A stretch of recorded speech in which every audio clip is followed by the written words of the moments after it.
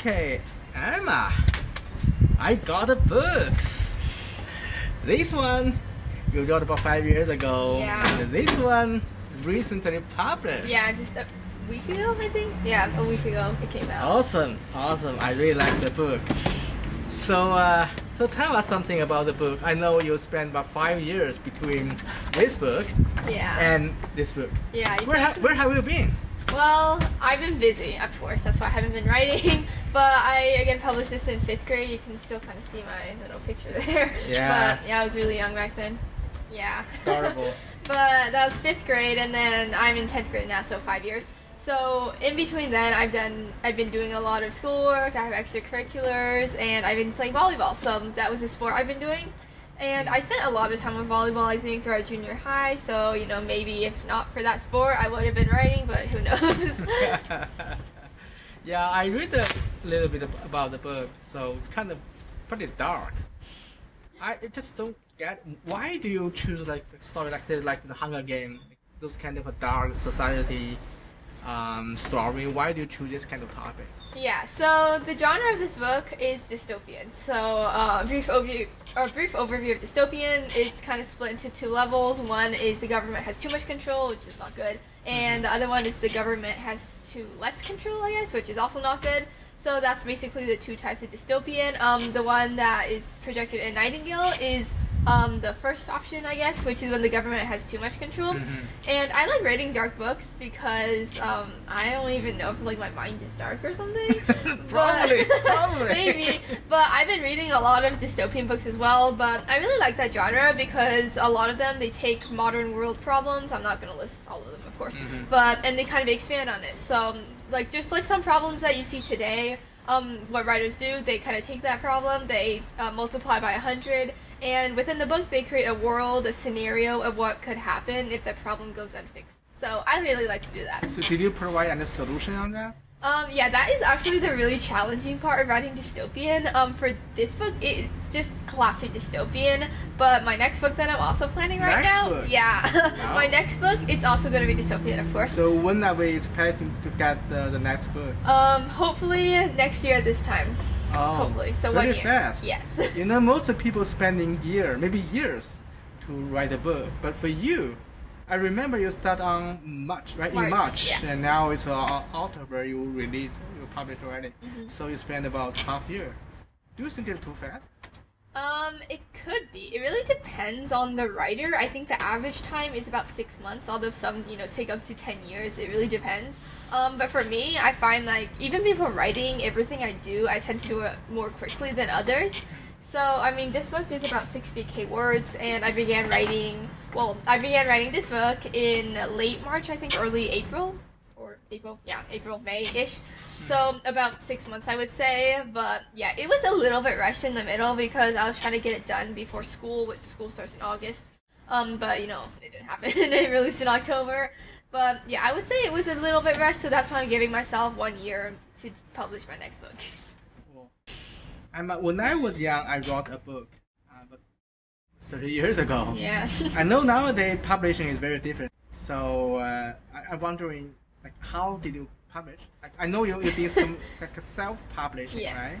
It's very new to me. So can you tell me something about what is nowadays self-publishing mean? Yeah, sure. So I know everybody, when they think of publishing, they're like, wow, that sounds so complicated. Like, at least, I mean, back in your day, of course, there was only one route, which is traditional. But now, in 2020, and like even before then, there's kind of 2 routes. There's either self-publishing or traditional.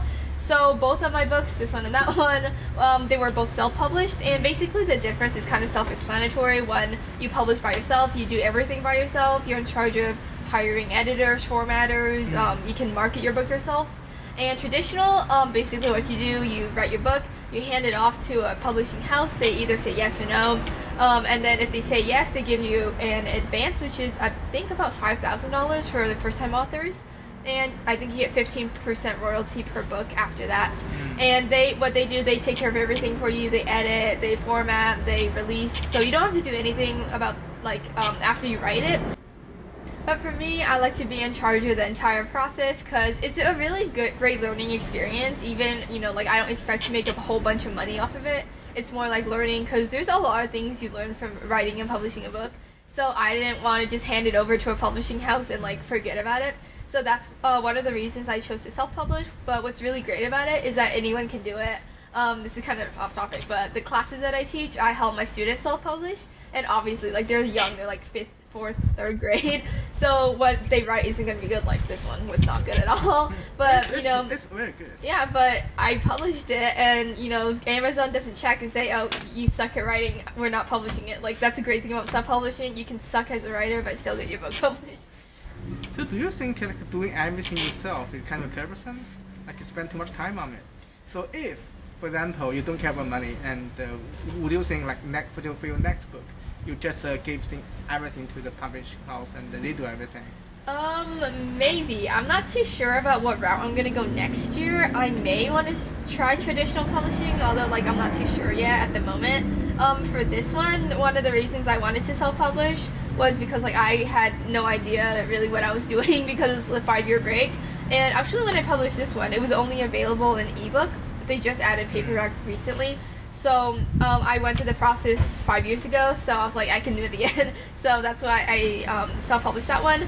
But as for the question as to like, is it cumbersome, is it tiring, it takes a lot of time, it does take a lot of time, definitely. Yeah. But I think the whole editing phase takes the most time, of course, like writing too.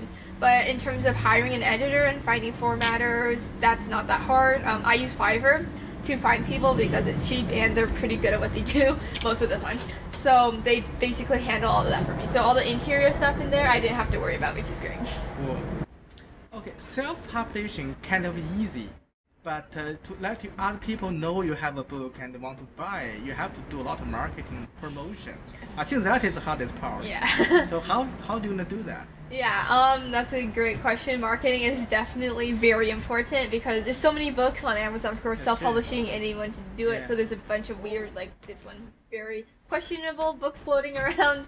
But as good as your writing is, if you don't market, no one's gonna know about it, right? That's right. So obviously marketing is huge. As of now, my marketing strategy includes giving webinars. I'm actually hosting one tomorrow, Sunday at 3 p.m. I'll be talking about my writing journey. October 25th. Yes, I believe so. I can't remember what date is it, but I'll be talking about my writing journey, more about this book and the whole like writing journey as a whole. I'll also be giving away some copies, so that's interesting. But yeah, webinar is definitely one of my marketing strategy points.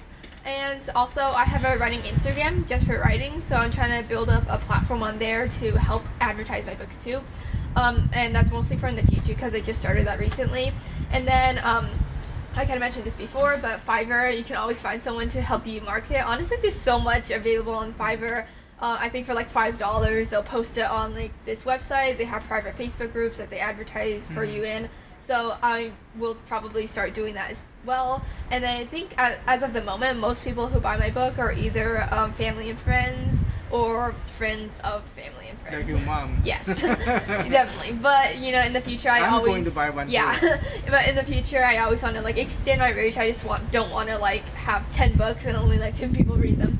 So yeah, I'll definitely have to start marketing soon. So regarding the Fiverr you mentioned many times, so how do you evaluate their work? Because there are all kinds of people there, like self-publishing. Everybody can say I can do blah blah blah whatever, right?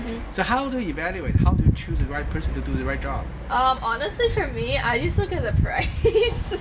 That just sounds like cheapest is better, right? Yeah, the cheapest is better. But Fiverr does have rankings, and a lot of them, especially like cover design and interior formatting, they post examples of their previous work, so you can kind of go through it, see like, oh, is this person right for me? Do I like this design? And of course, cheaper the better. So I think I got my interior design for $10, which is really cheap considering that's like what 300 pages. It would have taken me like several months to do on my own, and that thing is so hard to do. It's really tedious, but yeah, it looks like that. So it actually looks pretty nice. Like all of this 300 pages plus like the acknowledgements and the parts, that was all for $10. So that's pretty cheap considering like if you do it yourself, it'll take you forever. Yeah, and then my cover, I actually didn't get it designed on Fiverr. I found somebody off of Wattpad to do it. Looking back, I probably should have just hired a professional designer, but I didn't know. That's still very good. Yeah, I like it. Yeah, in terms of quality, like it's beautiful. I like the bird in the front. really pretty. But I had a lot of issues with my cover. I don't have my proof copies here, but they were really blurry because we had like size issues. Like I changed my trim size a bunch of times, and just the quality wasn't as good. So I had to like find more people to resize it. I found someone to redo it, except he spelled a word wrong there. So I had to get my cousin to redo it, and that's the final version that she came up with. But yeah, that's how I find people on Fiverr. I look at the price and the ratings. Okay, yeah, sounds interesting. So the whole process, starting writing and doing a lot of Fiverr work and then till the end to publish it. So which part do you think is the most challenging? For me, the most challenging is probably either brainstorming or editing or marketing. Brainstorming means like what kind of story? Yeah, like planning. Yeah. Actually, for this one, I am not a plotter. I know a lot of people, they like to have like entire like book kind of plotted out, like chapter by chapter before they start writing. As like a guide and as an outline. But for me, I can't do that. Like I tried. How did you do? Oh, this one, I literally just woke up one day and decided that I wanted to write, so I just wrote. So that's why actually, if you like get to the middle portion, some of it's kind of slow. Some may think the ending is a bit too fast. So in terms of pacing, it's a bit inconsistent. But considering that I did not have an outline or anything done, I think I did a fairly good job at keeping it like consistent. Although I struggled a lot with the ending. I changed it a bunch of times because I did not know how to end the book. That's so something that I always have trouble with. When you start writing the beginning of the book, you actually do now know what the ending will be, right? Yeah, I mean, just start writing and thinking, yeah, and eventually you make it. Yeah, honestly, I would not recommend that to anybody because, oh my goodness, because I start writing, first chapter is great, I get to the middle, and I'm like, I don't like it. So I go back to the beginning, I fix everything. Especially when you want to change the ending. For example, when you started, you go story like doing direction A, and but in the middle you think, oh, probably you can change the ending to something else like a that's what I did. B. Yeah. Then you have to go back to change the beginning because you have to be has to be logic. Yeah, actually for me that wasn't a huge problem. Although I did change endings so many times. If you want to read my like first draft, it's like a completely different story. But my book is split into parts. Is 1, 2, 3, 4. So it's not exactly, well, it is sequential, of course, but if I change the ending, I don't really have to do much to the beginning. So that's like good. But I think I think the biggest mistake I made this time was I was in the middle of writing. I think I was at about 30,000 words or maybe like even 50,000 words. And then I decided to go back to my beginning and start fixing things. And when I was doing that, I thought I was doing like something good. Of course, like I wanted to fix my beginning because I thought it completely sucked. But while I was doing it, I was like, I don't like it. I'm gonna change the ending. So I have to drop off like everything that I already wrote. So how many times you did this? I actually did that. Maybe, well, I know I did it one time for sure. That took me like, it's like a 2-month detour. Like, honestly, it took me like 2 months to like figure everything out. And then I did like mini sections, I guess, like a few times, but it was just like that main time. And then I was like, I'm done. I'm just gonna finish it. Okay. Yeah, since the book has been published, so if, for example, you have a chance to rewrite since beginning, so do you want to change anything, or you have a totally different kind of story? I think the storyline is actually okay. Like, I know a lot of people really like this storyline, and it's, again, like, it's kind of just like the classic dystopian theme. But if I were to go back and change things, I'd probably maybe change some character motives, maybe change the names a little bit, maybe add some, delete some, maybe add in a few scenes in the middle to make it like kind of go by faster. I was actually planning on doing that, but I didn't really have time, so like, you can't really tell from reading that. But if I had to go back, rewrite it, I wouldn't change anything of the plot. I mean, I say that now, but when I actually do it, I'll probably like write another book. But yeah, probably just small things. Oh, can you share a little bit story about what actually happening in the book?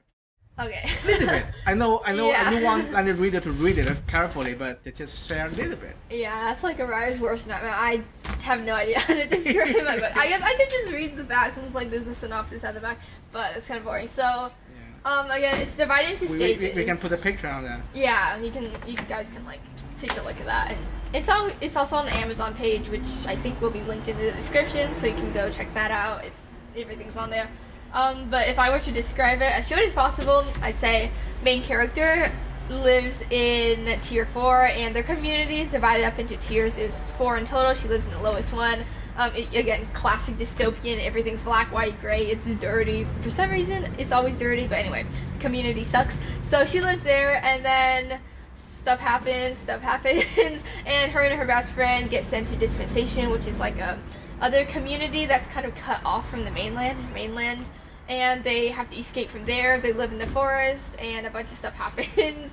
And they, at the end, well, I don't want to spoil things. Yeah, I guess that's all I can say because I don't want to spoil the ending. Okay, keep the secret. Yeah, you guys will see because I don't want to spoil it. But again, like, more description is, of course, on the back of the book, so you guys can read that. But yeah, I'm very bad at describing things because there's so much that happens. It's just hard to cover everything. But yeah. So, do you have anything to talk to your reader, your audience? Any suggestion or whatever? To my readers, I hope you enjoy. Definitely. Don't mind. What if they don't? Well, I don't know. You got refund. No, refund your read. Don't mind that it's dark. I know it's dark. I have a dark mind. Whatever. But this is probably the darkest book I'll write. Hopefully, who knows? But in the future, stuff will kind of lighten up. It'll still be pretty dark in terms of dystopian literature, but like at least less than 5 people get killed. I think. I don't know. But yeah, definitely to my readers, if you enjoy, definitely go leave a review on Amazon. That's very helpful to the author because I definitely want to see what you guys think, where I can improve next time, and yeah, just enjoy the story and I'll update you when I release my next book next year. Tomorrow we're going to have a webinar, and you're going to give up some book as a gift. Yeah.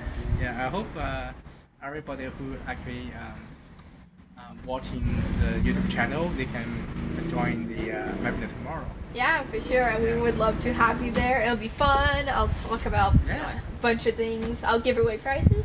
So that's why everyone's going, of course, because I'm uninteresting. But yeah, tomorrow 3 p.m. I'll link the flyer and Zoom link in the description, I think. Sure. So you can just link it there so you guys can easy access. It'll be fun. And yeah, I hope to see you there.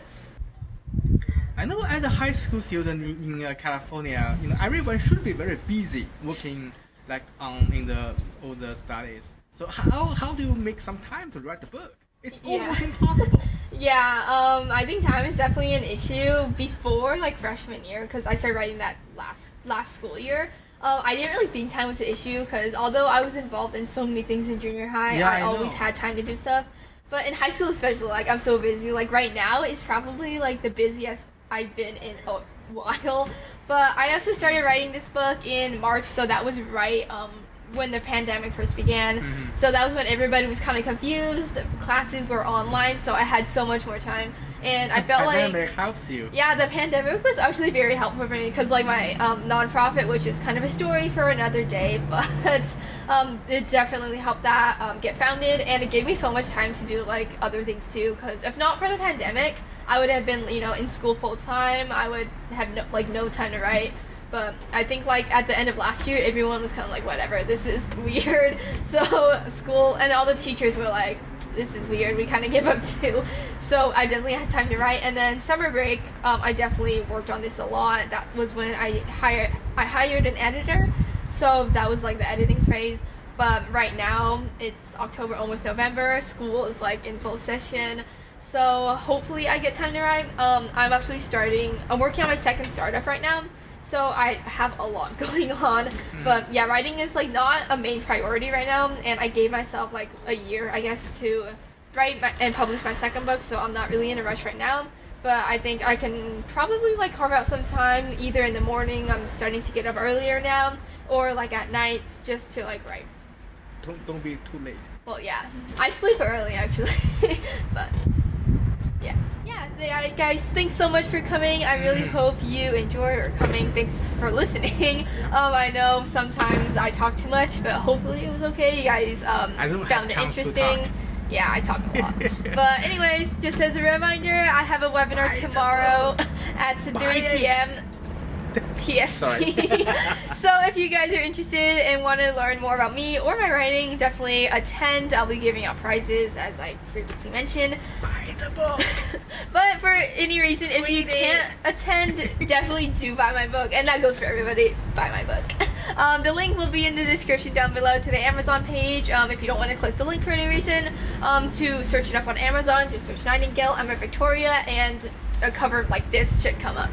And yeah, thanks guys for listening. If you liked it, definitely do give a review, and I hope to see you tomorrow.